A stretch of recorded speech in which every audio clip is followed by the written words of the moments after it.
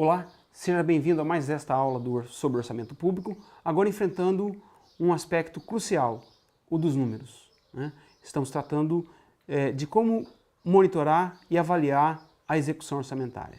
Aparentemente se trata de um bicho de 7 cabeças, né? Se envolver com esses números todos, quase que infinitos, às vezes incompreensíveis, mas não se trata disso, é um monstro ou um bicho de apenas 6 cabeças, sendo que 5 delas podem ser cortadas com muita facilidade pela espada do conhecimento, né, que pode ser comprada com a moeda do estudo, da reflexão ou da experimentação, sem as quais ninguém deve se atrever ao controle social do gasto público.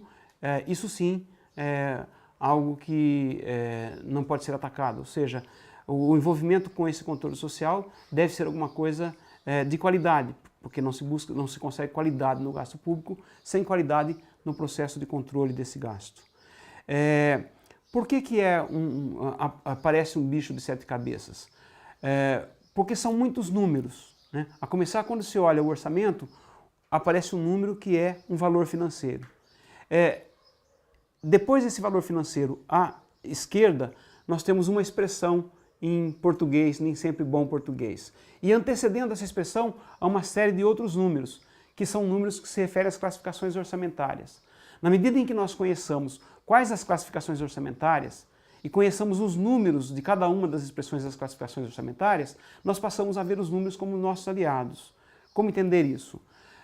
Num orçamento, sempre que aparecer o número 1 primeiro, antes de uma classificação orçamentária, nós estamos diante de uma receita corrente. Sempre que aparecer o número 2, nós estamos diante de uma receita de capital.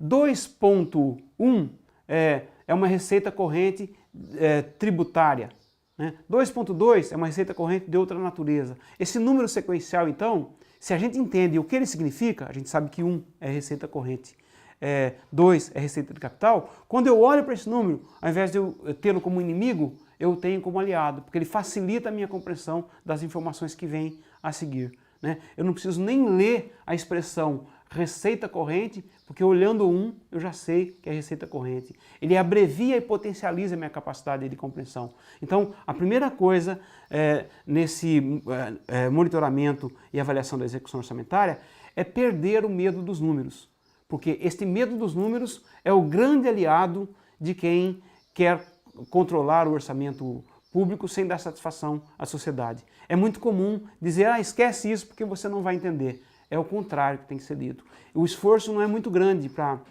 dominar esses assuntos. Agora, entrando nos números propriamente financeiros, né?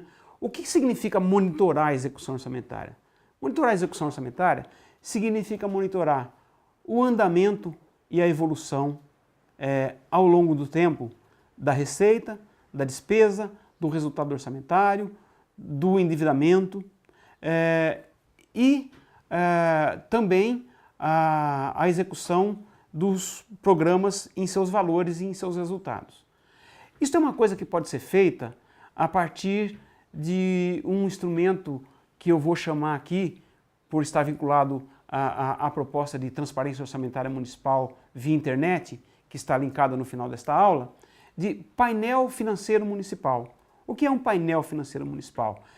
Primeiro, a ideia de painel, né? Se você vai pilotar um automóvel, você tem diante de si um painel de controles, onde acende o farol, se o óleo não está quente, qual a velocidade que eu estou indo, qual o giro do motor, um conjunto de informações que te permite saber se o carro está indo bem, tendo bom desempenho, pode andar tranquilo, se está tudo certo. Qualquer mudança num elemento daquele painel dá uma indicação de que você precisa parar ou mudar o procedimento. Por exemplo, no conta-giros, se ele está acima de 4.000 giros, é porque você está com uma marcha abaixo daquela que você deveria estar na velocidade em que está. Há uma contradição, uma incoerência entre elementos que estão diminuindo o desempenho do carro ou até colocando o carro em risco de dano.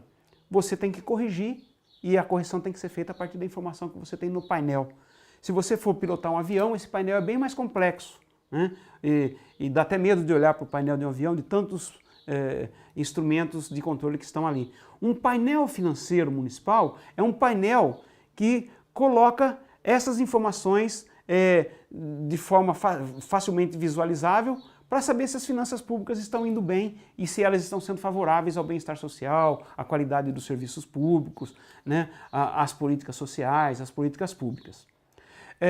Se esse painel contemplasse todos os elementos de receita e de despesa pública, ele teria uma quantidade infinita de elementos, porque os itens de receita pública são muitos. E todas elas devem ser informadas no orçamento e nos demonstrativos da execução orçamentária. A mesma coisa vale para a despesa pública. Então eu preciso ter clareza de quais são os painéis mais importantes, quais são os itens de receita e despesa mais importantes a controlar. O que eu estou chamando aqui de painel financeiro municipal é um painel que capta, levanta, organiza, sistematiza somente aqueles itens de receita e despesa mais importantes de um município. Há que se ter nesse painel, e aí estamos falando de uma planilha, né? O que é uma planilha? Uma série de colunas e linhas em que eu coloco informações, no caso numéricas. E aí qual seria a planilha relevante para monitorar a receita de um município? E aí eu vou mencionar esses itens e depois vocês podem recorrer a um modelo de planilha que está linkado no final desta aula. A receita municipal, ela é constituída de duas grandes categorias: as receitas próprias e as receitas transferidas. As receitas próprias são aquelas que o município ofere a partir do seu poder de tributar que está estabelecido na Constituição Federal, né? Quais são os tributos próprios mais importantes, né? Tributos existem de três naturezas: os impostos, as taxas e a contribuição de melhoria. Quais são os tributos municipais mais importantes, ou seja, aqueles que constituem a receita própria do município? O imposto sobre a propriedade territorial e predial urbana, o chamado IPTU, o ISS-QN, Imposto sobre Serviços de Qualquer Natureza, o ITBI, Imposto sobre a Transmissão de Bens Intervivos, que é o imposto que se cobra nas transações de imóveis. Quando um imóvel é vendido para um terceiro, há o ITBI. Existem as taxas, pelo exercício de poder de polícia e pela prestação de serviços, e existe a contribuição de melhoria, que é um pagamento que o munícipe faz em decorrência de melhorias que a prefeitura fez e que melhorou o seu imóvel. Esses são as principais receitas próprias de um município. Portanto, quando você quer saber de onde vem o dinheiro do município e quer acompanhar a evolução dessas diferentes fontes de receita, você deve construir uma planilha colocando em cima receitas municipais. Divide em receita própria, receita transferida. A receita própria, as principais: IPTU, ISS, ITBI. E pega o valor desses impostos ao longo dos últimos 5 anos, por exemplo, né? Coloca lá qual foi a evolução. Deflaciona esse número, quer dizer, desconta a inflação, e aí há procedimentos para fazer isso que estão claros lá no blog Tão Web, e você consegue saber quanto evoluiu ao longo do tempo o IPTU, o ITBI, o ISS e quanto totalizou a receita própria. Há outras receitas próprias, menorzinhas. Você coloca ali como outras, porque esse outras vai significar eliminar 30 colunas, que tornaria a planilha incompreensível, né? Sendo que elas representam, digamos lá, 2, 3 ou 5% de todas as outras receitas. Então você monitora as receitas relevantes. Como evoluiu o IPTU? E aí você vai notar o seguinte: o IPTU de uma cidade, só para dar um exemplo de como o monitoramento funciona, o IPTU começa a ser arrecadado geralmente em março, porque leva tempo para fazer o carnezinho, e em março tem uma alta arrecadação, em abril tem uma alta arrecadação, em maio tem uma alta arrecadação, depois ela começa a cair. Porque como tem o desconto para pagamento à vista, muitas pessoas pagam nesse primeiro trimestre e depois ele começa a cair. Então você já sabe que esse imposto não vai contribuir muito para as receitas no final do ano, a partir do segundo semestre. e aí você já consegue saber, né, se pode contar com ele ou não para despesas futuras. As outras receitas importantes do município são as receitas transferidas. O Brasil é um país federativo, em que se divide entre União, Distrito Federal, Estados e municípios. Cada um desses níveis de governo tem autonomias tributárias distintas. Então, como eu disse, o município arrecada o IPTU, o ISS e o ITBI. O Estado arrecada o ICMS e o IPVA e outros tributos, né? Os mais importantes são o ICMS e o IPVA. A arrecadação total do ICMS não fica com o Estado. Ele fica com 75% dessa receita e 25% ele transfere para os municípios, de acordo com o índice de participação dos municípios. Ou seja, os municípios têm receitas transferidas, receitas que eles recebem do governo estadual. E as principais são o ICMS, Imposto sobre Circulação de Mercadorias e Serviços, e o IPVA, que é o Imposto sobre a Propriedade de Veículos Automotores. No caso do ICMS, 25% de toda a arrecadação feita pelo Estado, né, constitui um bolo, desse bolo, 1/4, 25%, vai para os municípios. O IPVA, 50%, já na hora que o munícipe, o contribuinte, paga, 50% o banco já põe na conta do município e o outro 50% na conta do governo do Estado. Há também as transferências federais. Essas transferências são obrigatórias constitucionalmente. A principal federal é o Fundo de Participação dos Municípios. O governo federal arrecada o imposto de renda, arrecada o imposto sobre a produção industrial. Isso constitui um bolo, né, que uma parte é transferida para os municípios, na forma de Fundo de Participação dos Municípios. Então, voltando ao nosso painel financeiro municipal, a Receita Municipal, receitas próprias, já mencionei quais eram os tributos, e agora as principais receitas transferidas, que são as receitas com o ICMS e com o FPM. Outras receitas transferidas são as receitas transferidas pelos governos estadual e federal aos municípios, pelo SUS e pelo Fundeb, que é o Fundo da Educação e o Fundo da Saúde. Se eu coloco todas essas receitas numa planilha e levanto nas informações que estão lá disponíveis na prefeitura os valores para cada ano dessas receitas, eu tenho muita clareza sobre quem financia a prefeitura. E uma coisa eu vou constatar assim invariavelmente.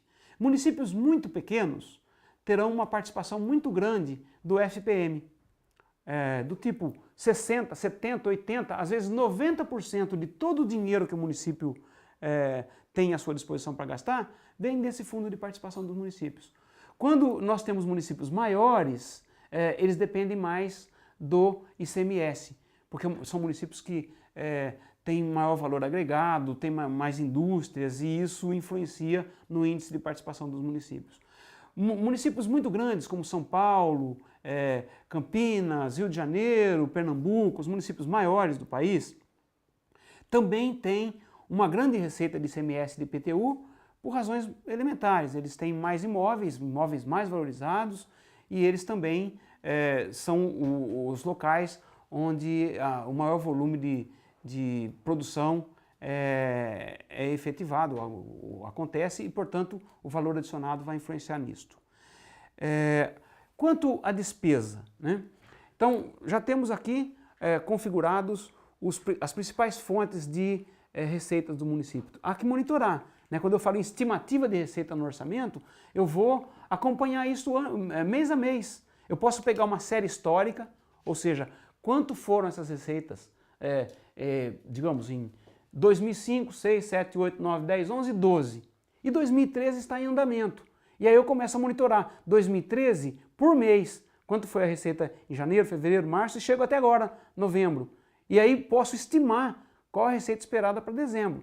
Então eu vou acompanhando, eu pego o passado e pego o presente no seu andamento, né? E coloco isso numa planilha Excel, muito fácil de ser elaborada num computador, num notebook. É muito simples, como todos conhecem, as planilhas Excel, por exemplo. Faço a mesma coisa com a despesa. E aí, para fazer a planilha da despesa, eu tenho que considerar quais são as classificações orçamentárias mais relevantes.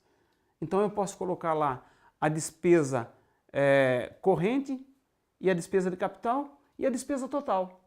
Né? A despesa de capital me dá a noção de quanto eu estou gastando com investimento, porque o principal item da receita de capital são os investimentos, os gastos com obras, instalações, máquinas e equipamentos. E aí eu posso já com esses 3 itens da planilha verificar quanto que o município está investindo. E o que eu vou constatar? Ao final de cada ano, né, essa é a realidade dos municípios brasileiros, eu terei 90% de despesa corrente e 10% de despesa de capital. Né? Isso significa que a minha capacidade de investimento é bastante baixa. Às vezes essa despesa de capital nem é gasto que eu fiz com capital, que o município fez, mas uma transferência que o governo federal e estadual faça para o município para gasto com capital é classificada como despesa de capital. Então eu já tenho aí uma percepção importante a respeito do comportamento da despesa quando eu pego isso os últimos 5 anos e pego ao longo dos meses. Né? Aí eu verifico que em 2006 eu tive uma despesa de capital de 22%. Todos os anos foi 10% e esse ano está sendo 12%. O que aconteceu em 2006 que eu tive 27% de despesa de capital, quando o normal não é isto?